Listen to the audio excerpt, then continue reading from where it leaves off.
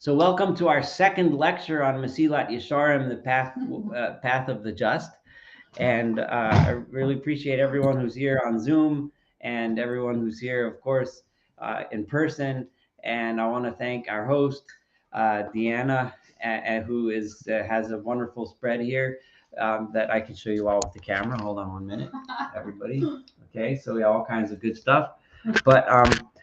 And we're starting from the I'm going to start from the paragraph. I might overlap a little bit, and like I announced to everyone before I started recording, next week I'm going to give an announcement from as many different versions of Mesilat Yesharim, exactly what page and paragraph we're at. Since I didn't prepare that this week, you'll have to try to follow in the English and try to figure out exactly where I am, but I'm about 5 paragraphs into the introduction of the author. We're doing it this way because everyone has a different English translation version in front of them. And for me, I feel like it's important to read the original Hebrew and translate my own translation. I know it might be a little bit clunky. I don't know what the right term is, but his Hebrew is so beautiful and it's his original language. So I just feel it would be a shame not to read it. So that's why I'm doing it that way. But so we're starting the Kevon Shekivar hit amet etzel chol chacham, and since any intelligent person knows, right, tzorach temimot havoda, how important it is that one must serve God with purity, v'chovat taharatav v'nikyona, and the obligation to do it in a proper, pure way. Shezulat ela eina nirtzat badai klal, because any logical person understands that without doing it with purity of heart, it's not desirable. It's not good. It's not desirable to God. Elanim eset umitoevet. It's disgusting, right? It's something that's despised. Kichol levavot doresh Hashem, because, and this is a verse from Divrei Yama, from the Book of Chronicles. All hearts seek out God. B'chol yetzer machshavot umeven. I'm doresh Hashem. God seeks out. Sorry, and every all of the things we know who maven, God understands. In other words, when we are approaching God in our service of Him, He knows what's in our hearts and in our souls. He's not just looking at our actions. So if we just stand there and do stuff, but we don't mean it, then it means nothing, right? Then what's the point, right? So, and that's just logical. It's obvious. Anyone that thinks for a second about spirituality realizes that rote actions with no meaning behind them are meaningless. So manena, what will we therefore answer biyom tochecha, on the day of rebuke? Now, I'm going on a tiny little tangent for a second. When he says manana, what will we answer? Or it could be, what will we say on the day of rebuke? So on the simple level, what this sounds like is he's saying, one day we're going to stand in front of God in judgment, and we're going to have to answer for ourselves. And if we lived our whole lives a meaningless life and all we did was rituals with no meaning, then what are we going to say when God tells us, how did you serve me? But the Mesilat Yesharim, the Ramchal, chose the word Yom Tochecha, which is a specific word. He could have used Yom Hadin, the day of judgment, which is a much more common term, but he specifically chose a term that's not used that often, in Yom Tochecha. Now, the term Yom Tochecha shows up in 2 places in Tanakh, and I think he's really giving us a very, very special hint here, because what he's talking about here is the meaning behind what we do, right? God doesn't want us just to do things. He wants us to understand the meaning and purpose. How does that relate to, I may be pronouncing this wrong, but kavanah? It relates very much. Kavanah meaning intent, right? So just to do something without fulfilling its intent and without having intent is meaningless, and that's what he's saying. It's worse than meaningless.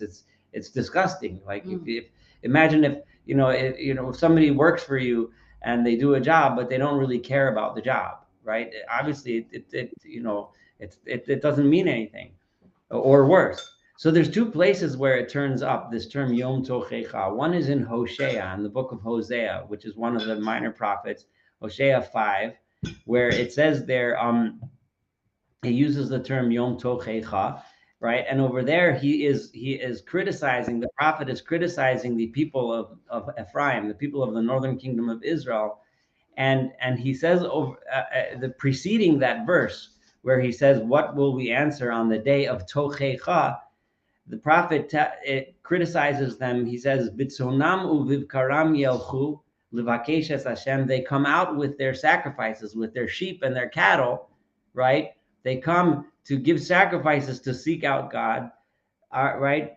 But they don't find him, because and he's criticizing them. They're coming with their sheep and their cattle. Now they're coming to do the rituals of the temple, the sacrifices. Today's equivalent would be they're coming to synagogue to do all the prayers and to bow when they're supposed to bow and to repeat when they're supposed to repeat and sing when they're supposed to sing. But there's no heart, there's no meaning behind it.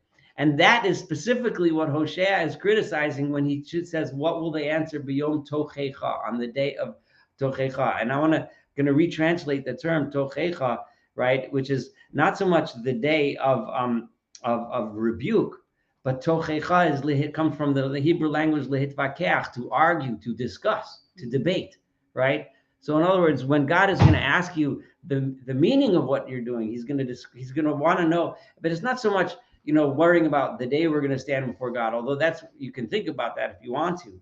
But how are you going to answer for yourself? Like, how are you going to explain yourself if you're just doing things with no meaning? The second place where it shows up is also very similar, where it's in the book of Isaiah, where he talks about where Hezekiah, the story is told in both the book of Isaiah and in the book of Kings, where the Assyrian army had surrounded Jerusalem, and Rabshakeh, who was the head of the Assyrian army, was screaming over the walls and telling the people, God's not going to help you because you took down all of the places of Hezekiah beforehand had taken down all of the other places of worship and directed everyone to the temple itself, right, for worship.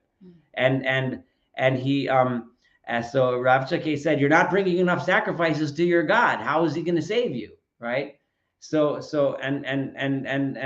Hezekiah responds and gets worried, and he calls it a Yom Tochecha, a day of argument, right? Because the argument that Isaiah, the prophet who had led the people, had been making was, it has nothing to do with how many sacrifices we bring. It has to do with how we truly worship God for real. So the Ramchal here chooses this language, Yom Tochecha, for a very specific reason, because it's specifically discussing the reasoning, the meaning behind the mitzvot, the meaning behind what we're doing, right? So what are you going to answer? What are you going to say when you ask to explain why you did what you did, right? Or why did you act this way? What are you going to say then? So that's why he chooses this language. So then he says, if you don't think about it, if we're going to be lazy, if we're going to be remiss in our study of these issues, right? And we ignore and we leave aside something which is so obligatory to us. It's something that we so necessarily must do. It's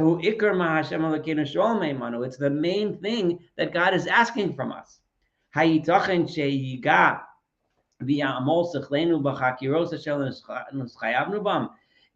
it right? Is it normal? Is it okay that we should spend all of this effort trying to learn and study things which we're not even obligated to study? We don't even need to. And here he's criticizing specifically the study of the areas of the Torah where we study, we spend so much time trying to study exactly how many minutes do I need to before matzah becomes chametz, and how many, exactly what time Shabbat starts. Is it 18 minutes? Is it 17 minutes? Is it 7:02? Is it 7:04? Right? Do I need to bring, do I have 3 matzahs or 2 matzahs or 1 or 12 or 6, or the mezuzah is shaped this way, that way? We spend all this time studying things, right? No fruit comes from them. Sometimes we waste our time arguing over little details that nothing comes from them. And sometimes we spend so much time studying laws that aren't even relevant to us. But that which we are obligated to our Creator, a great obligation, something that's so important, right? Na'azveu lehergel, we leave it to rote, right? V'nanicheu lemitzvahs anashim l'moda, and we just leave it to things that people do just as they do because they do them and they don't even think about them. Okay? In lo nistakalnu, if we haven't looked into, if we haven't thought about it, right? V'lo iyananu, and we didn't delve into it, right? Or study mahi hayira hamitis. What is true yira? What is true awe of God? What does it mean to fear God? Umanafel, and what are the ramifications of it? What are the things that are related to yira? What's it about? What does it mean? Right? So how are we supposed to acquire something if we never bothered to think about what it is in the first place? Right? If fear of God, if awe of God is so important, and we never even spent 5 seconds to figure out what it is, how are we supposed to achieve it? How can we save ourselves from all of the vanity that exists in the world around us? Which is constantly pushing these things out of our hearts. It's constantly making us forget that which is so important. Even though we know, everybody knows you're supposed to fear God, right? But if we don't, but we know it, but nonetheless, we just, it will be forgotten because we won't know. Now, I'm going to stop for a minute and I want to ask everyone, what do you think it means to fear God? What does that mean? Let's just, go ahead. I read something actually in the Musar kind of context where it talked about humility, and the fear of God is being in awe of God. And so when you actually translated it to awe, fear and awe, I really like that. Yeah. So just being in kind of standing before something that you don't understand, but it's so big and beautiful.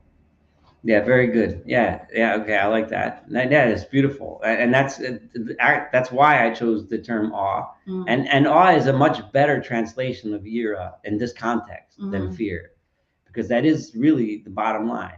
So how can we be in awe of the greatness of God if we don't spend any time thinking about the greatness of God, right? And the smallness, the humbleness of ourselves, right? And how do we achieve that? Well, hopefully throughout this book, we're going to learn from the Ramchal, how do we achieve it, or how he advises for us to achieve that. There's a hand up, so go ahead, Jeffrey. Yeah, recognize his existence. Recognizing God's existence. Recognize that, because you can't fear something that you don't recognize exists. So the first step is to recognize he exists. The second step is figure out what to do with that recognition. So that's very good. So it comes in steps. It comes in steps, and that's it. This book is designed exactly that way, and we're going to see it if we ever get to the end of the Hakdama today, of the introduction, right? Then we'll see he's going to lay out the steps for us to achieve that. So that's very good. And yeah, I would agree that recognizing that he exists is certainly necessary as a first step. I think someone wanted to say something. I agreed with. You agree? Okay. So we have a couple of votes for Billy's idea that it's awe of the greatness of God and being humble before him. Right. Yeah. Okay, but so then the other thing, right, is ha'ava, the love of God, is usually presented as the corollary to awe of God. Right? And lo nishtadel likva osa bilvavenu, if we don't try, if we don't work to implant it in our hearts, by using every means that we have within our reach to bring us to love of God, how could we find that love within us? Whatever tools we have available to us to use to achieve love of God, right? How are we supposed to achieve it, right? If we don't try, if we don't figure out, if we don't learn how. Me'ayin yavo hadvekos, from where will come the dvekos is attachment. Now this is where he's allowing his Kabbalistic roots to shine through. The idea of dvekos, the idea of attachment to God. Not that of course it shows up in non-Kabbalistic areas too, but it's a steady theme in the Kabbalistic. Hey, everyone. Say again? I'm sorry, I thought someone wanted to say something. Everyone can speak up whenever they want to, but I muted it so that we don't get. So v'hitlahat tut v'ha'atlatut, and the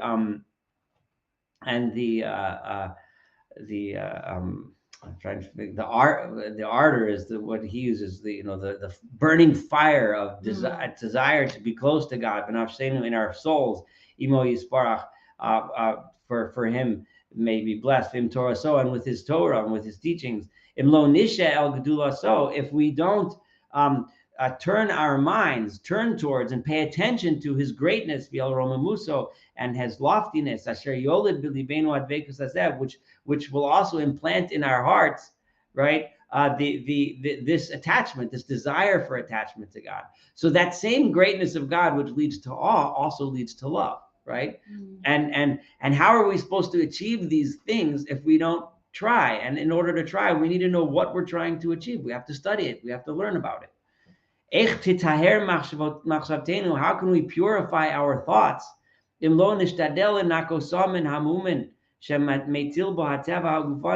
we don't try to cleanse our hearts of all of the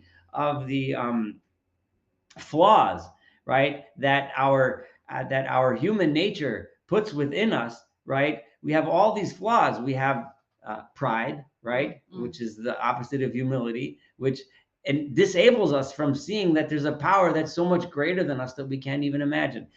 We have pride in ourselves, which disables us from appreciating and loving God, because we don't appreciate the beauty of the world that he gave us when we think we all achieved it for ourselves, right? We have all kinds of desires that lead us to ignore, right, the path to God, and instead follow our own selfish paths. So if we don't work on it, how are we supposed to get there? V'hamidos, and all of the good properties that a person needs, all of the good character traits, kulam hatzrichos kol kach tikun v'hayeshar, they all need so much of work to mend our ways and straighten them. Mi Yesharim, who will straighten our ways? Umi yitakneim, who will fix them?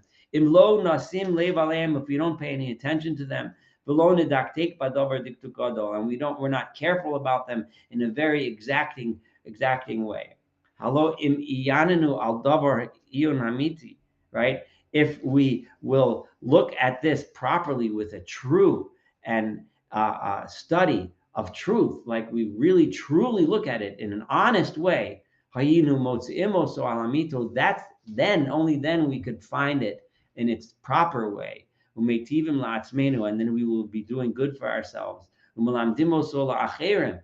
then, of course, doesn't end with ourselves. If we achieved it truthfully, we would extend it beyond ourselves and teach it to others, and then help them as well.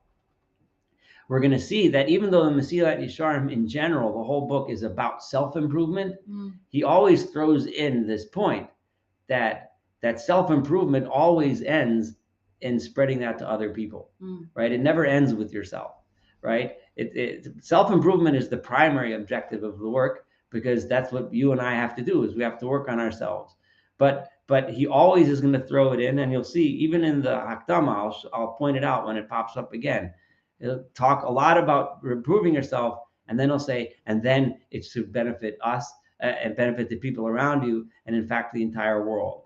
Hu Masha Amar Shlomo, this, what I'm telling you now, that we're supposed to seek it and study it and learn about it, read about it and think about it, contemplate it, and then turn it into action, make ourselves better. This is what Shlomo meant, Solomon meant, when he said the following verse in Proverbs, if you seek it like you seek silver, and you search it out like you search for a treasure, oz tovin yirat Hashem, that is when you will understand what true awe of God is. If you seek it, that's when you'll find it. But if you don't, trust me, there are enough distractions in the world around you to make sure that you think about just about everything else except for that, right? And I'm sure all of us have went through many days where we didn't consider this for 1 second, because we had all kinds of wonderful nonsense to occupy our time with, right? So, Eino Omer, he does not state Oz Tavin Philosophia, that then you will understand philosophy, or Oz Tavin Tichuna, or then you will understand astronomy, or Oz Tavin Refuah, or then you will understand the science of medicine, or Oz Tavin Dinim, then you will understand the the laws of halacha, right? Or oz tavin halachot, right? I mean, dina meaning law and halachot meaning halacha. Ella, what he says is oz tavin yirat Hashem. What do you need to seek out like a treasure? Not all of those other things, but specifically the awe of God. And so specifically, Harelecha, you see here from the words of Solomon in Proverbs, Shelahavin Hayira, in order to understand awe of God, it takes more than the other things. The other thing, astronomy, of course, you have to work at it. You have to learn it. And he's not saying it's not important to learn astronomy. It's great, learn it. But there's a book about astronomy, or nowadays a website or whatever. You open it up, you read it, you learn it, you understand it, and you got it, right? Or you go to a class, a lecture, whatever, and you learn it. But for yira, for awe, you have to seek it like you seek out silver. You have to seek it like a treasure, because it's not, because as we see people, we tend to ignore it. We know it exists and that's it, and we ignore it. We have to search, seek it like silver, and seek it out like treasure. Is it enough just because we learned from our parents that we're supposed to fear God? Is that enough? The song that we sang in kindergarten about God is here, God, Hashem is here, Hashem is there. I don't know, I remember. Hashem is truly everywhere, right? You know, is it enough that we had that somebody taught us once that God exists and we're supposed to fear him? And that anyone who's religious knows, yeah, there's a God. Is that enough? Is that enough to announce, I believe in God? Okay, great. But what does that mean, right? That's not enough. That doesn't do anything for you, right? Should it be true that we should have so much time to study and read everything? We can scroll TikTok for hours, right? But no time to bother thinking about God, right? Right? Why shouldn't the person set aside for himself just at least a little bit of times that he sets aside or she sets aside to look into this? Right? If he has to spend the rest of his time to be involved in other things and in other areas, be it the things that he needs to use to make a living or other things that he or she is interested in, it's fine, but at least a little bit of time set aside to think about God, right? To think about yira, to think about the fear of God, to think about the awe of God, and so on. Vihine. And furthermore, so just like he brought a verse before that talks about we have to seek yira, we have to seek awe of God, the right? And now he's going to bring up, so what do you mean? Someone might object and say like this, right? Why do I have to study it? What do you mean you're writing a book about fearing God? You just said the whole thing.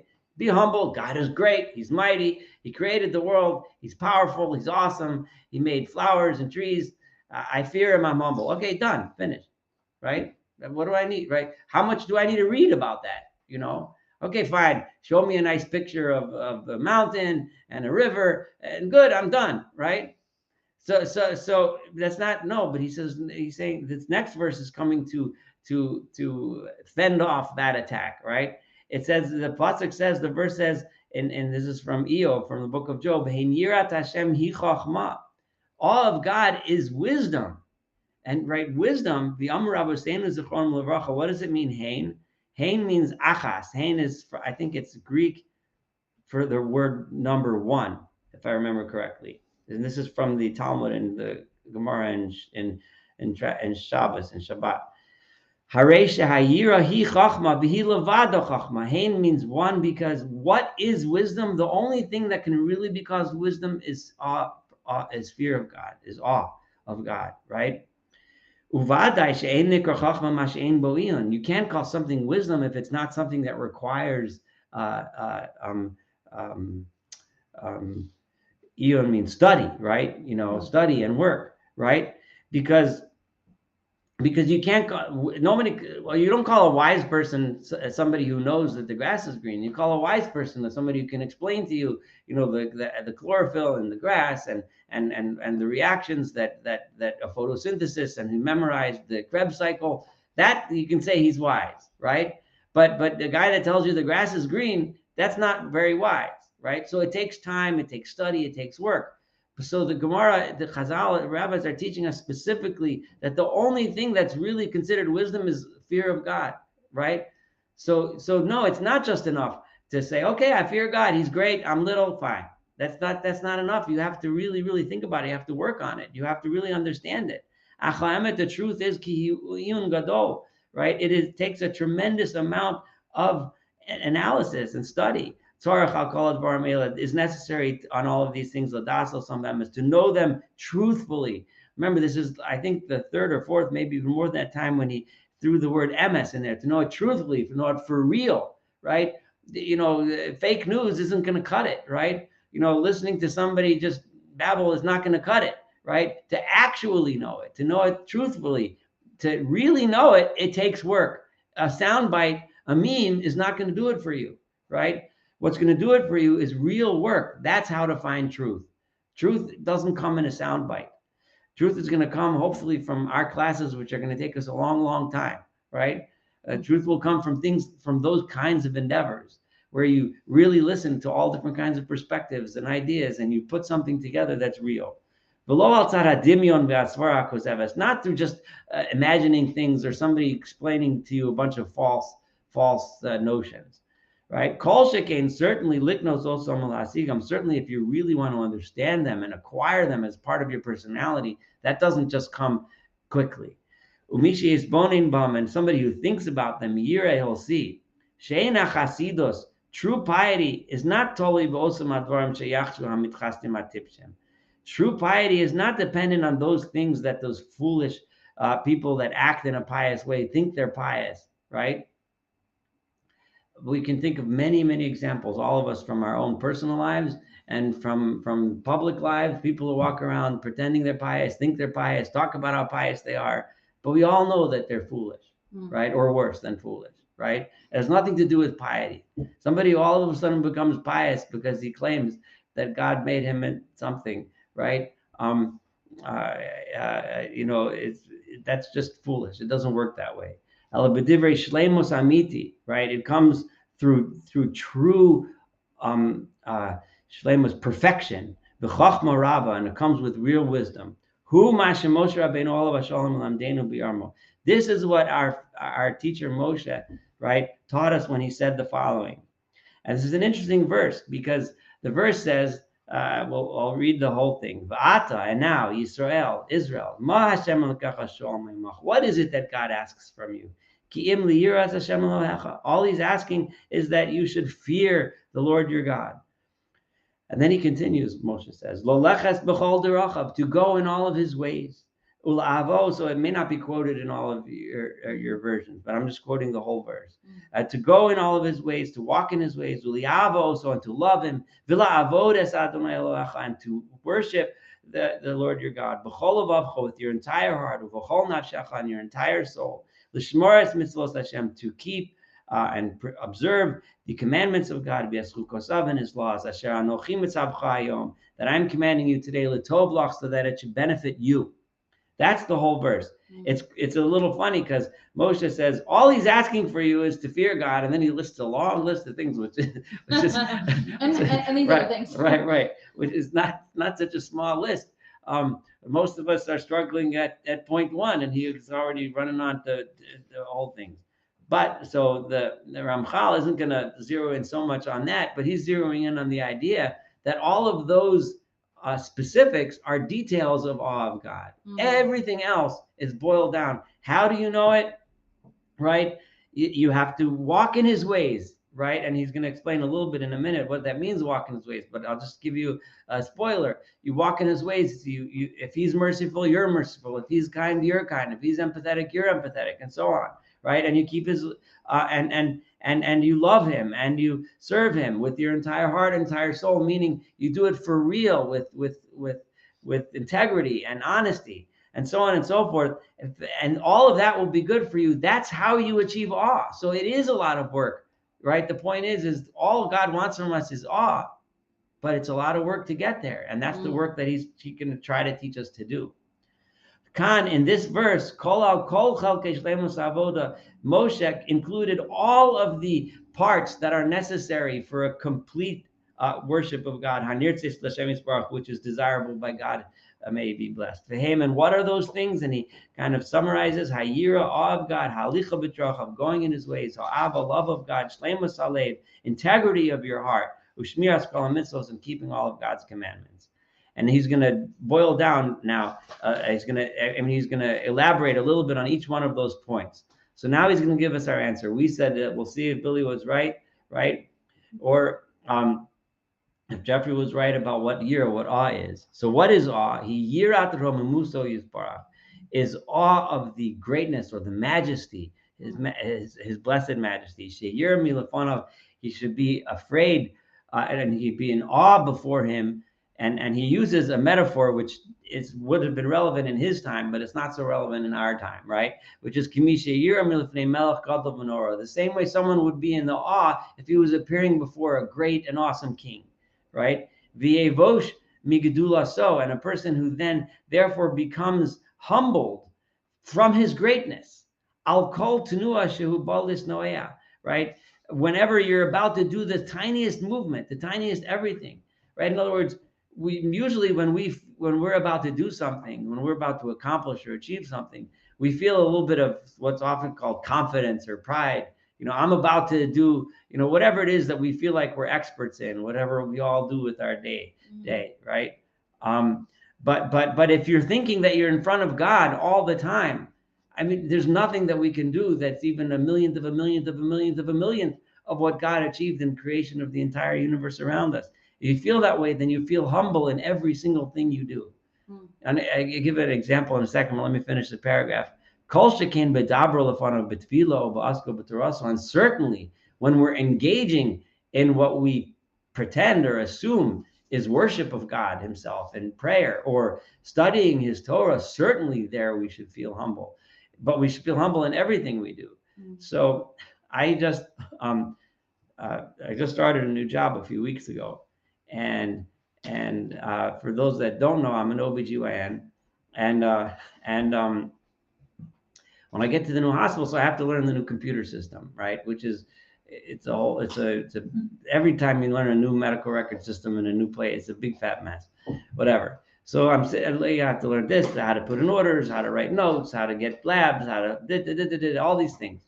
So one of the things that I have to always do is after I do a procedure, a surgery or delivery, I have to write an op note, right? So in which I describe what I did, right? So it's a narrative, it's a story, right? I did this, I did this, I did that. Blah, blah, blah. Now, I was trained by a really, really great surgeon who was a very, very humble person. And he always taught us that when we write our op notes, you never use the word I, right? And he told us, because you're not the one doing the surgery. Every single person in the room was doing the surgery. Your assistant, the anesthesiologist, the anesthesia tech, the nurse who's circulating, the nurse who prepared the room, the people that admitted the patient, everyone's doing the surgery. Never use the word I. You always write your notes in third person. So you always say, this was done, and then this was done, and then that was done, and then this decision was made, and then this finding was found, and then this, and so on. That's how you write your notes. That's how I was taught. And I always thought that's a tremendous lesson of humility when you go into a room and you realize that it's not me, because the truth is it's not just me. Yes, I'm the surgeon, whatever, but without everything else, I'd be nobody, right? I can't do anything without everyone's contribution here. So when I went into the new system, so there was a woman who was teaching me how to use the new system.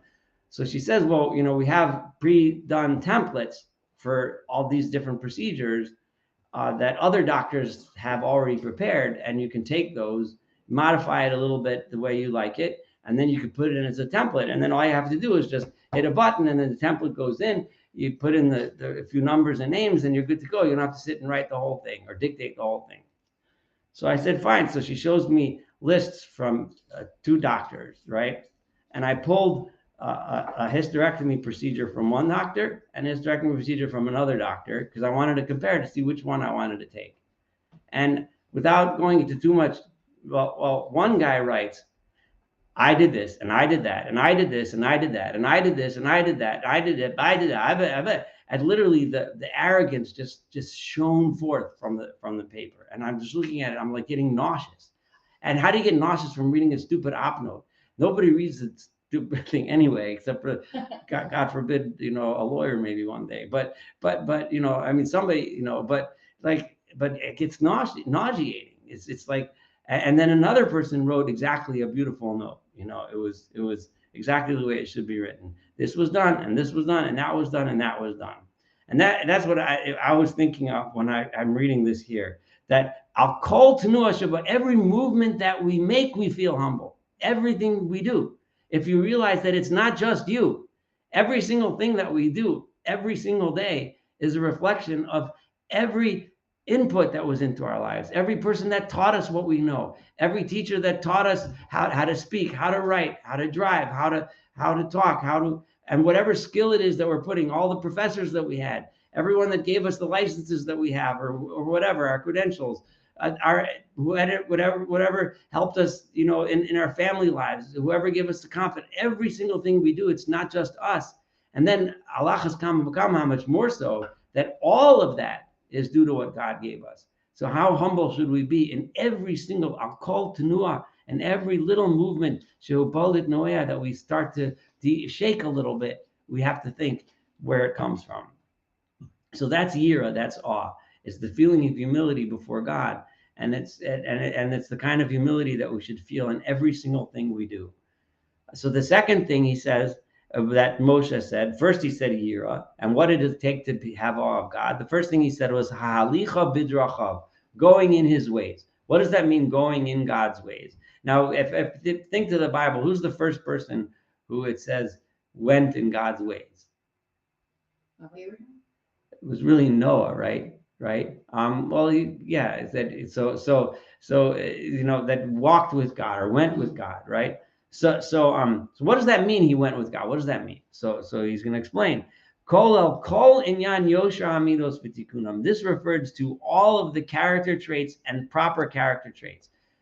So that's the first thing you have to do. It doesn't say you have to put on the nicest tefillin or wear the longest tzitzis or have the longest beard, right? It says you have to have, the number one is going in God's ways, having proper character traits.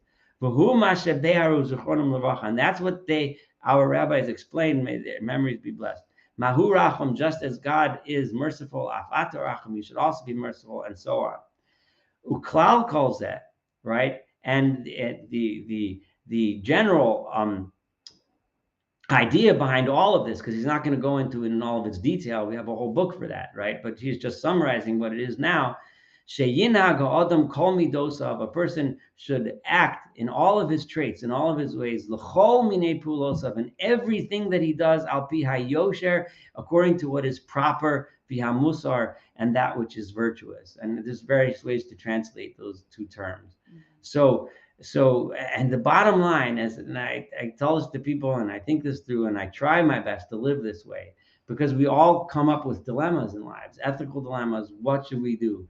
When the bottom line is yosher, what's the right thing to do, right? And that's how we should act in our lives. Do the right thing. Don't think about, what's going to give me the most profit, what's going to give me that. What's the right thing to do in everything? What's yosher v'musar? That's the bottom line of midos tovos, of proper character traits, right? Uklal chachamenu zechronim levracha, and the rule that our rabbis gave us, may their memory be blessed, right, was the following. It's the Mishnah in Avot. For those that learn, now we're in the time of year where we learn one chapter of the Mishnah in Avot a week. This was a chapter from not this past Shabbos, but 2 weeks ago, where it says, what is the proper path a person should choose? Kol shi tiferet lo oseh, anything which brings honor to those that do it, but tiferet lo min adam, and other people, it brings honor to you from others. In other words, if you really don't know, right, what's the right thing? Think for a moment. Does this bring you honor? Does this make you, and it doesn't mean it in a vain kind of honor. It means like, when you walk out, will you feel good about yourself, right? That you did it, right? That's Tiferes Lo Oseh. And Tiferes Lo Min Adam, if you ask someone else, did I do the right thing? Yeah, they'll tell you did the right thing. And 99 times out of 100, that's a pretty good way to figure out what the right thing to do is. If a foreign government offers you a $400 million airplane and you're the president, right? The right thing to do, we know what the right thing to do is. It's not a question. If you just stop for a minute and think, what's the right thing to do? The answer is obvious. And if you do something else, then you're not doing the right thing. Even if you can come up with 750 million reasons why, it doesn't matter. The bottom line is, what's yosher? What's proper? The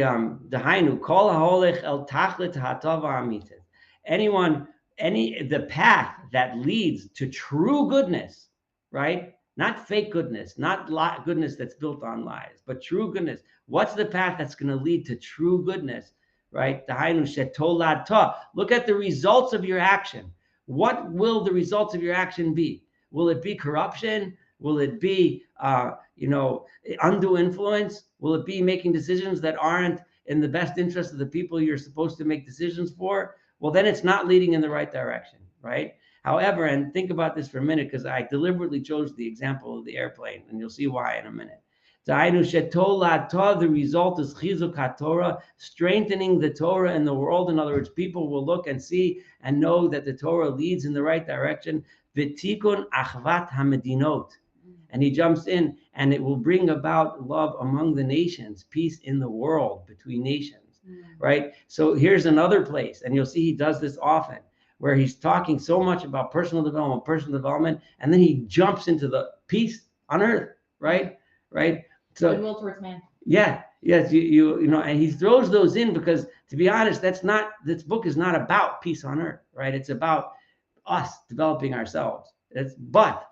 But he wants to remind us that when we do ourselves the right thing, we do bring the entire world before people that are directly around us, and literally nations depend on it.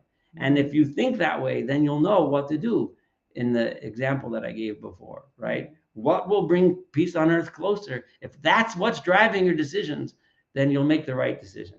So that's halicha b'drochav, that's going in God's ways, right?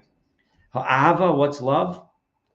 She'iyah nikba b'lev ha'adam. I'm going to finish this chapter tonight, even if I go over an hour. I apologize, okay?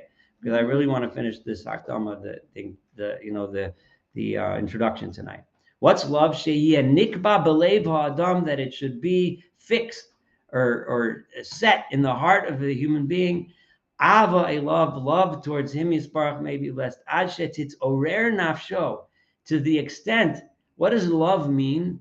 Love means that it inspires one's heart, one's soul, lasos nachas ruach lefanav, to do that which brings pleasure to the one who he loves, right? So the definition of love here means, right, that your feelings towards that person cause you to do something, right? It causes you to act in ways that brings happiness to the person that you love. So that's the love between people. How much more so love to God, right? You want to do things that bring pleasant, that God will approve of. That, so if someone says they love you and then they act cruelly towards you, that's the contradiction in terms, right? Love means you act in such a way that you bring the other person happiness. Like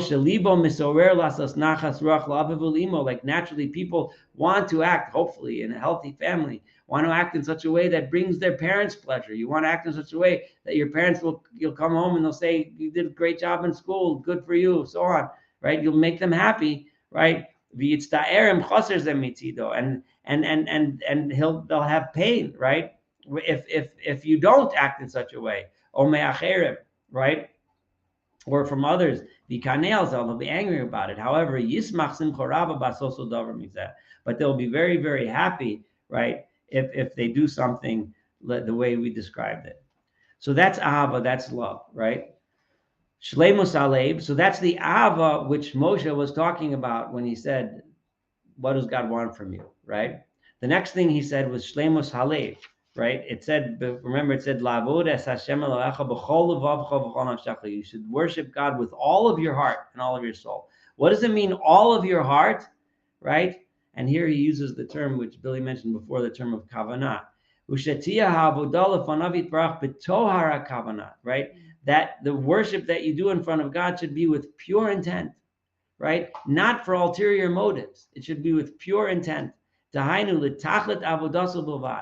purpose of your worship should be because you want to worship, right? and but not because you have other goals and other objectives.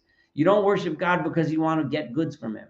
You don't worship God because you want things to be good tomorrow, because you want to win the lottery, you want to get that job. Doing a mitzvah because you think you're going to get some extra credits in the bank, that's not going to work, right? That's not the point. The point is you do it because you love God and you want to, right? And included in this is the idea that when we worship God, you have to be complete and whole. And not like someone who literally, that translates to jumping on two opinions. Jumping on two opinions, it's a reference that comes from the book of Kings, the story of Elijah on Mount Carmel, where he tells the people they're worshiping God one day, they're worshiping Baal the next day, one day they're this, one day they're that, and so they're jumping back and forth. I want you to think a minute. What's the point of this jumping back and forth? And I'll give an example, right? Sometimes, somebody comes and talks to me as a doctor, and they may talk to you about, some kind of snake oil type remedy for God knows what, right? Whatever, so-and-so told me, right, that if I do this, it'll be better. So, and then I'll say, I don't know if it works or not. Don't bother with that stuff. There's no evidence for it. There's no nothing. And then they'll say, well, what's the harm in it, right? They'll do it because what could be the harm, right? So without going to delve into that too much, right? People extend that to what they call spiritual things. I don't think it's spiritual. It's just a bunch of nonsense, right? But using like different kinds of amulets or something. Well, what's the harm in it, right? So I put this red string on my wrist. Well, what could the harm be? It's just the thing. I'm wearing it. Or, somebody told me that if I say this 6 times when I'm going around the table 7 times, then it's going to be better tomorrow. What's the harm in it? So the point is that it's posech al shtei seipim. We don't just jump to things and say, well, maybe this is going to help. Well, maybe that's going to help. If we search for the truth, right, then you do the thing that leads to truth, and that's it, right? Because truth is what matters. Nothing else matters, right? All the other stuff, you don't jump from here to there, from here to there. That's not the truth. That's not the life that God wants us to live. Or the other thing, which is a different problem, but related, is doing things simply by rote, right? You wake up in the morning and you wash your hands and you go to pray in the morning and you don't even think about it. And whatever it is that your rituals are, I'm not here to say what they are, but whatever they are, you just do because you do, and then you don't think about it for a minute, right? The idea is that your entire heart has to be in it. If you're doing things just because what's the harm, or you're doing things so on, then your heart's not in it. You're not doing it for real. If you're doing things because it's the truth, right, or because you're seeking truth, then it means something. It's meaningful. And what does it mean? The last one of the requirements was shmirat kol mitzvot, keeping all of the commandments, kimashma'o, right? That consists specifically in, as it says, I don't need to describe it, tainu shmirat kol mitzvot kulan b'chol diktukein utnayan. That is keeping and observing all of the commandments that God gave us according to all of their details. Now, we're getting closer to the end, and he's about to tell us, so how did I structure this book? After this introduction, Vihine, kol ele klalim, all of these rules, trichem pirush gadol. I've laid out some basics here, but we have a lot of work to do, right? All right, we need a lot of explanation. Umatzasi lachachamenu zichronim lebracha, and I have found for a statement by our rabbis, may their memory be blessed, shekolu hachalakim ha'ele b'seder, they divided these portions in these steps in order. V'chiluk acher yoser prati, and one step after another, each one getting more and more specific to a final goal.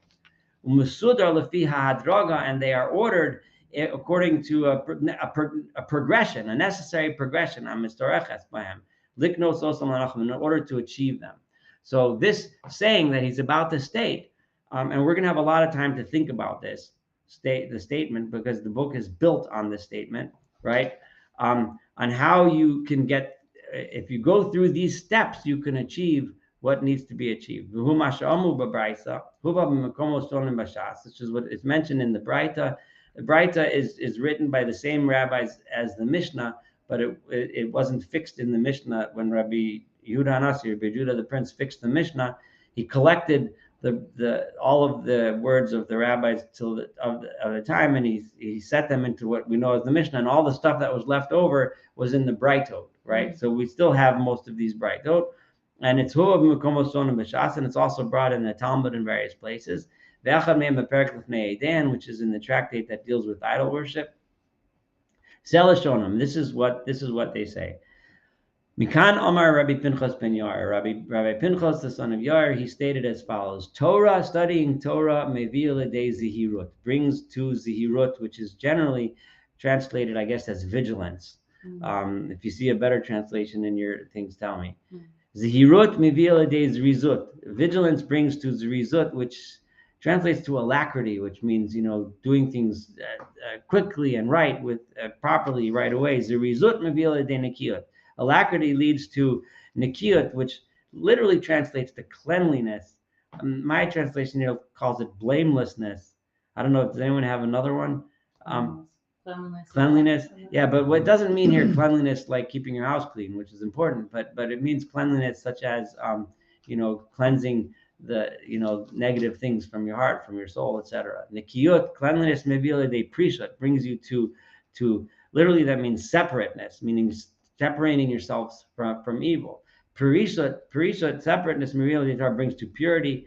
Tahara, mevila de chasidut, purity brings to piety. See, it takes a lot to get to piety. Just singing really loud in shul is not going to get you to piety, right?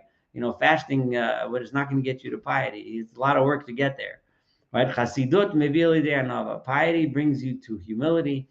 Anava mevila de yirat chet. Humility brings you to the fear of sin. Yirat chet mevila de kedusha. That brings you to holiness. Kedusha, holiness, mevila de Ruach HaKodesh, brings you to the Holy Spirit. Ruach HaKodesh mevila de tchiat hamesim. The Holy Spirit brings you to the resurrection of the dead. Now, that's what it's usually translated, right? But the resurrection of the dead, tchiat hamesim, could mean a lot of things. We can talk about it, but I don't want to run too far over time. But I do want to make a point, right? And we're almost done with this introduction. The point here is, all of these things sound very lofty, but he's telling us that we could do it, we could achieve it, we could accomplish it, right? So there's really kind of two sides to the coin, right? One is that we can achieve Ruach HaKodesh, we can achieve it. It's democratizing, right?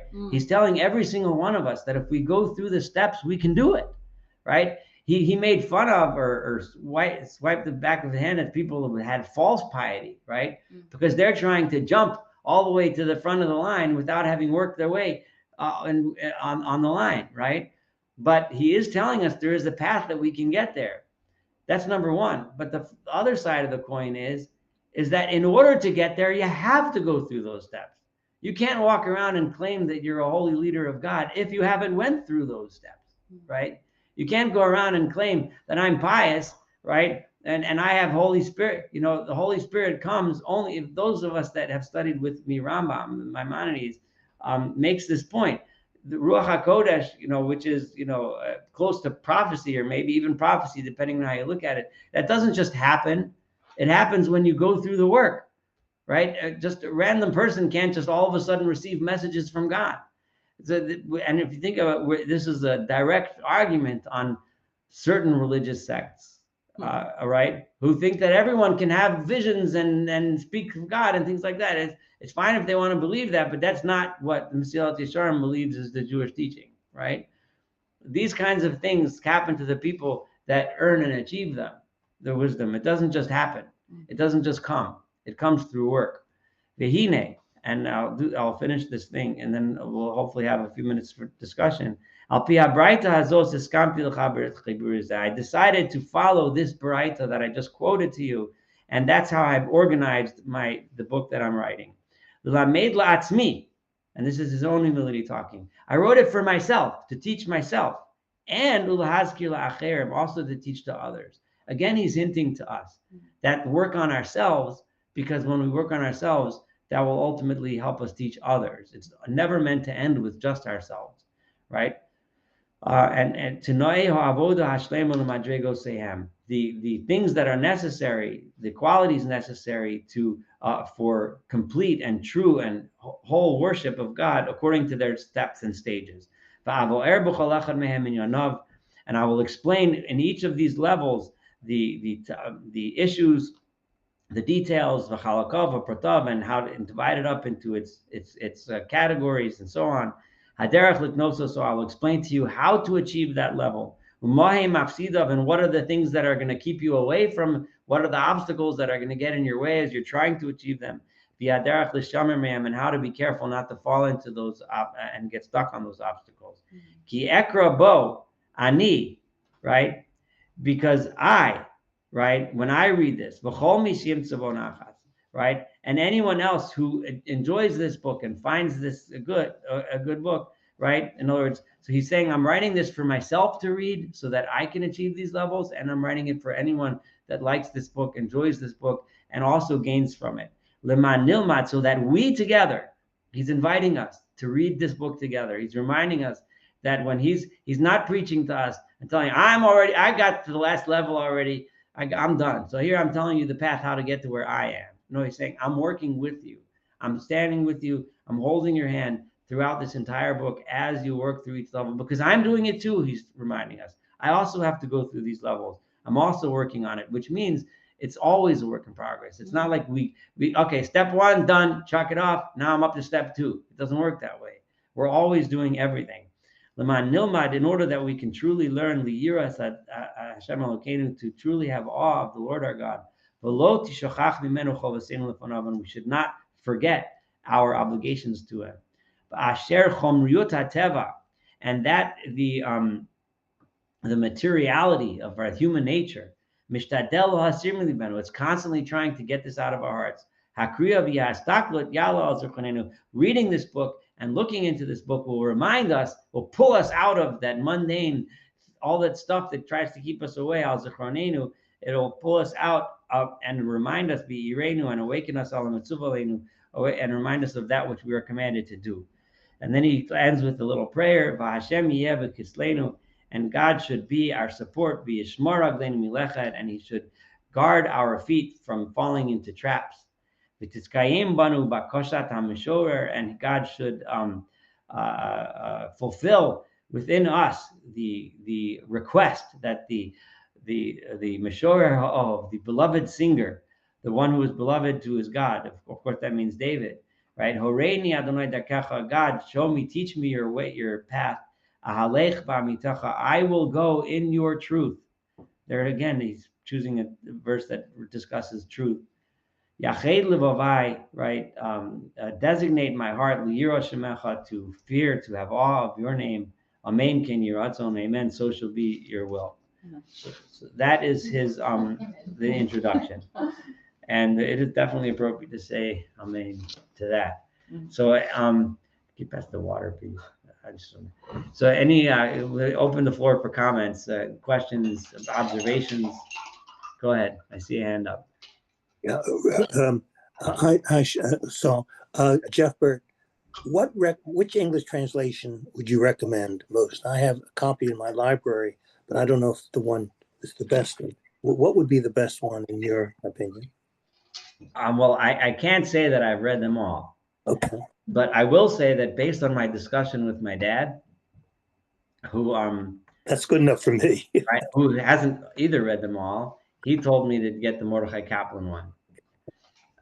Now it's going to be in a little bit older style English because he wrote it in, I think, the 1930s. But my father says that that's the one you should get, and that's the first English translation.